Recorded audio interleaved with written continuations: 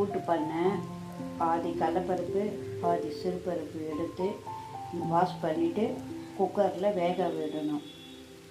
இப்போ வாஷ் பண்ணி வந்துட்டு தண்ணி, அதுக்கு தேவையான தண்ணி ஊற்றி வேக விடணும். பச்சை மிளகா, பூண்டு, வெங்காயம், தக்காளி எல்லாத்தையும் போட்டுட்டு கோஸ் போட்டுட்டு எல்லாத்தையுமே கலரி வைக்கணும். கலரி மிளகாத்தூள், மஞ்சள்தூள், உப்பு போட்டு கலரி வைக்கணும். தேவையான உப்பு, மிளகாத்தூள்,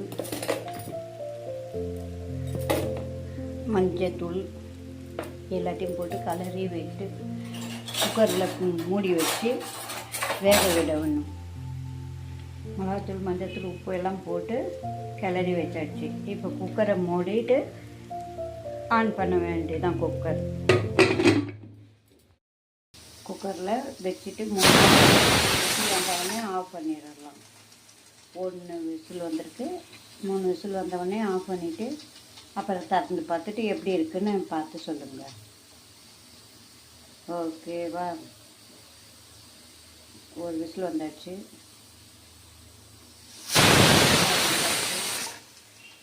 இன்னும் 1 விசில் வந்தோடனே ஆஃப் பண்ணிடலாம் குக்கரை.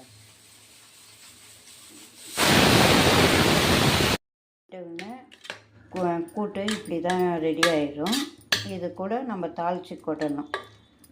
தாளிக்கிறதுக்கு எண்ணெய் வச்சுருக்கிறேன். எண்ணெய் காஞ்சோன்னே கடுகு, பூண்டு, காஞ்ச மிளகா,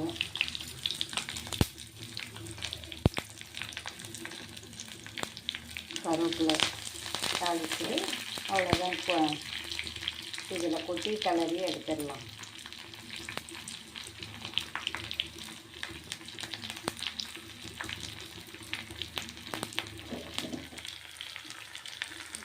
தாளிச்சிடலாம். தாளிச்சிட்டு அவ்வளோதான். கிளறிட்டு ஸ்டவ்வில் வச்சுட்டு தேங்காய் மட்டும் திருவி போட்டு வெந்தவுடனே இறக்கி விட்டுடலாம். அப்படியே ஸ்டவ்வில் தூக்கி வச்சுட்டு அது நல்லா கொஞ்சம் கொதிக்கட்டும். ஒரு கொதி வந்தவுடனே தேங்காய் திருவி போட்டு கிளறி வச்சாச்சு. அவ்வளோதான்.